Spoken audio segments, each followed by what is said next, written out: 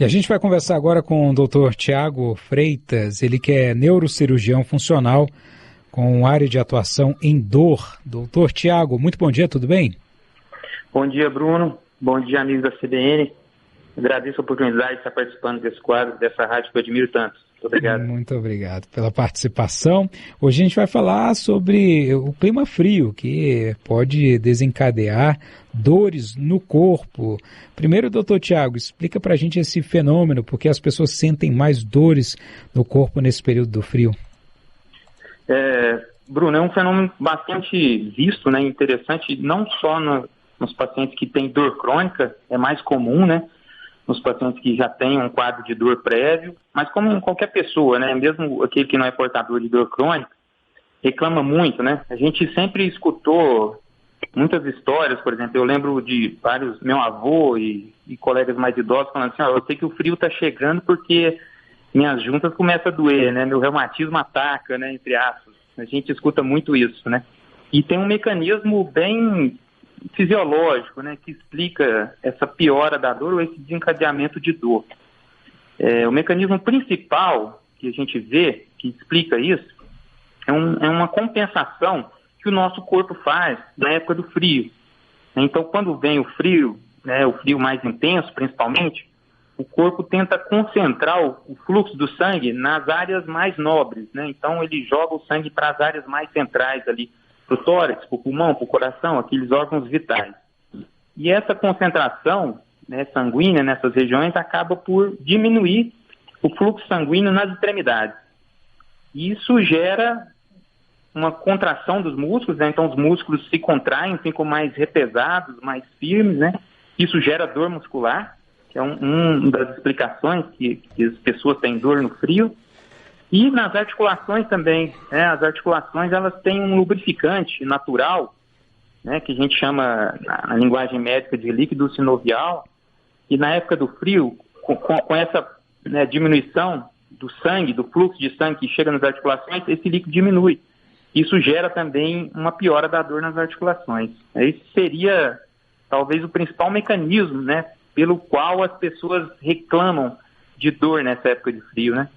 É verdade, os idosos principalmente reclamam mais, né, doutor? Isso mesmo, os idosos são mais afetados, né? Tem uma tendência maior de ter artrose, né? Tem, na maioria das vezes, né, um imobilismo maior, né, que gera mais contração muscular, né, se movimentam menos, então isso acaba agravando todo esse mecanismo, né, que eu tentei descrever para vocês aí. Doutor Tiago, o que pode ser feito para minimizar esses efeitos agora no frio?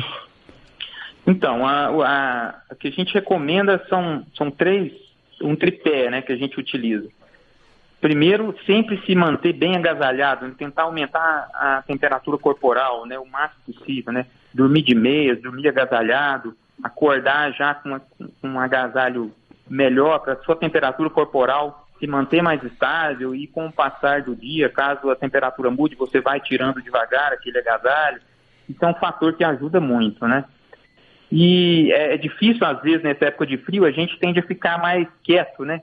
Mais imóvel, né? Mas, assim, é interessante a gente aumentar a movimentação, né? Aumentar a atividade física, se possível, né? Não só a atividade física, mas também a reabilitação, né? Pacientes que têm dor crônica, não parar a reabilitação, manter a fisioterapia e manter a atividade, manter a movimentação, né? O movimento, o corpo foi feito para se movimentar.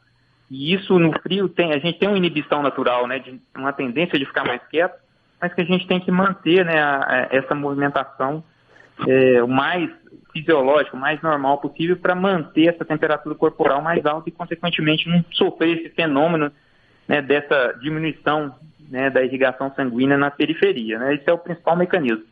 Tem algumas condições de dor que o paciente pode também ter alguns hábitos que podem ajudar, né? Por exemplo, pacientes com enxaqueca crônica, né?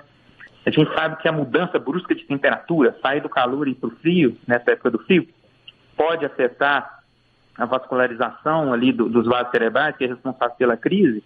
Então, evitar de ter esses choques térmicos, né? Fazer uso de bebidas mais quentes, né? Tomar chá, café mais quente, que ajuda a manter a temperatura mais estável para esses pacientes, por exemplo, com enxaqueca, né? Mas, de uma maneira em geral, para essas dores articulares, dores musculares, né? Manter a temperatura corporal, a movimentação é o principal, né, que a gente recomenda para os pacientes para não sofrer tanto com frio, né? Eventualmente, a pessoa pode querer recorrer a analgésicos, doutor. É claro que qualquer medicação deve ser tomada com orientação médica e imagino que nessa época, com o aumento das dores, as pessoas também devem ter um pouco mais de cautela com esses analgésicos, né? Exato. É perfeita a sua colocação. Assim, a gente sempre tende a recorrer para o mais rápido, né?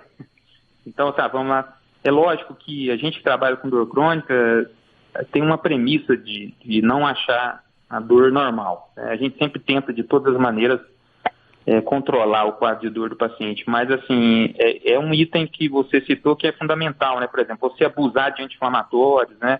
Medicamentos que podem influenciar nos rins, no fígado, no seu metabolismo, trazer efeitos colaterais, até mesmo alguns pacientes úlceras, né? Então, assim, não abusar da medicação é uma coisa importante. É mais difícil seguir o caminho das terapias não medicamentosas, né? Da movimentação, do controle da temperatura com agasalho, né? Mas esse é o caminho menos lesivo, né? E é exatamente como você disse. Em alguns casos, né, de pacientes com dor crônica, às vezes é meio inevitável, né? A gente tem que recorrer ao analgésico um tempo, lógico, sem abuso e individualizando, né, a prescrição médica para cada paciente, de acordo com a sua condição, com os efeitos colaterais dos remédios. Ocasionalmente a gente pode recorrer a isso. Mas se puder evitar, para evitar os abusos e os efeitos colaterais, né, exatamente como você comentou, é o ideal mesmo. A pessoa, aproveitando até esse tema, doutor, o indivíduo pode criar resistência a certo medicamento pelo abuso, o uso excessivo desse medicamento para dor? Sim, existem duas condições que podem acontecer com o abuso do analgésico. Uma é você, por exemplo, é muito comum, no caso de cefaleias crônicas, dor de cabeça crônica, não só de enxaqueca, mas por outras causas, às vezes o paciente não faz um tratamento correto da causa e começa a abusar o analgésico, né? Tomar analgésico quase que diariamente. É muito comum, às vezes, no consultório, a gente pegar paciente que vem com uma cefaleia que é causada pelo abuso de analgésico, né? O corpo gera um mecanismo que você tem que tomar um analgésico todo dia e a cabeça dói. Então, é um mecanismo diferente da causa original da dor de cabeça daquele paciente. Então, o paciente pode evoluir para uma cronificação de dor por abuso, né? E ele pode ter também os efeitos colaterais da medicação em si, né? Então, ele vai criando uma tolerância, né? Como você disse, ele pode criando uma tolerância à medicação analgésica convencional e aquilo vai subindo, até que você chega numa escala e você não tem mais para onde correr, né? Você não tem opções. Então, hoje o tratamento de dor crônica ele é multiprofissional, né? Ou seja, vários profissionais atuando e multimodal. Você não usa só remédio, né? Você usa terapias físicas, você usa procedimentos de intervenção minimamente invasivos para tentar controlar aquele ciclo de dor crônica e evitar que o paciente chegue nessa questão da tolerância e muitas vezes nessa questão de dor rebote, né? A dor de cabeça por abuso de analgésico é muito comum no nosso consultório, né? O paciente chega, não fez um tratamento correto da causa da dor e acaba abusando.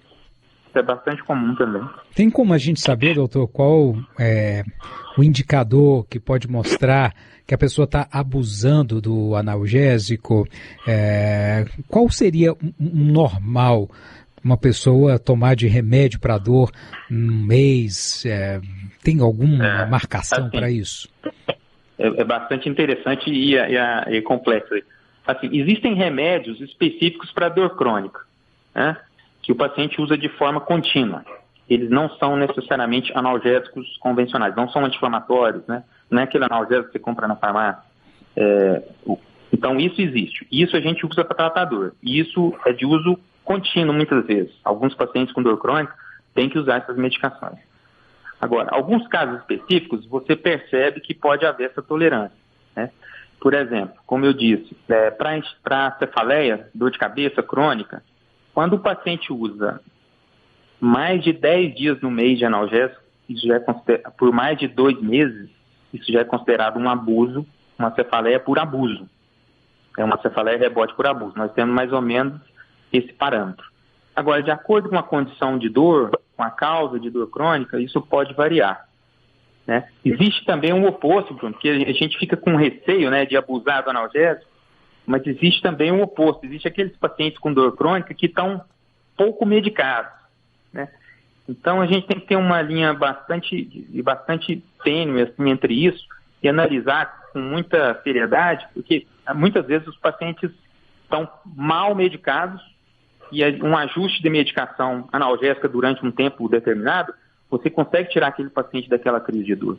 Mas existe esse oposto, que o paciente está sem tratamento correto, abusando de analgésico, ficando tolerante e subindo a dose e não trata a causa, né?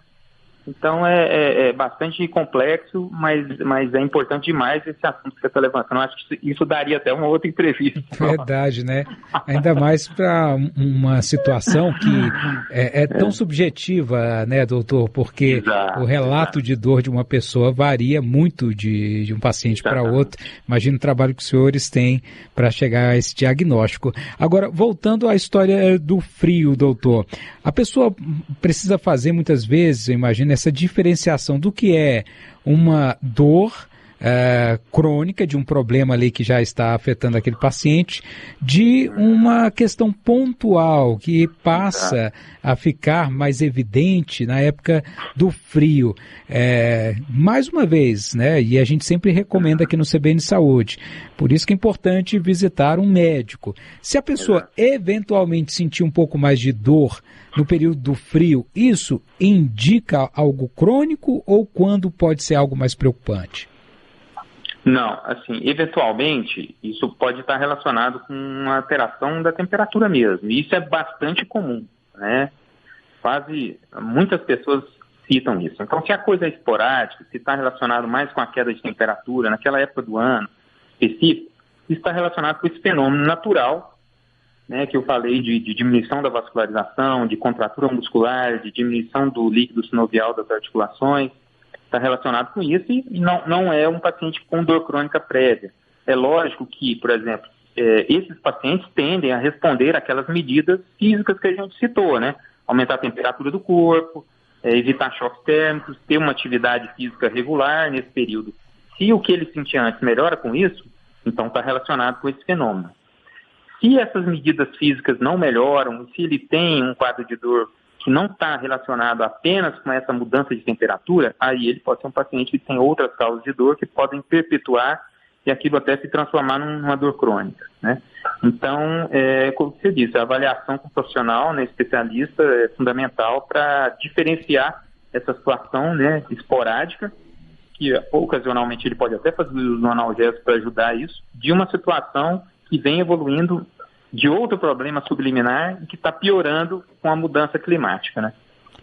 Eu gostaria de agradecer a participação do neurocirurgião funcional com área de atuação em dor, Dr. Tiago Freitas. Meu caro, muito obrigado, bom trabalho e até a próxima.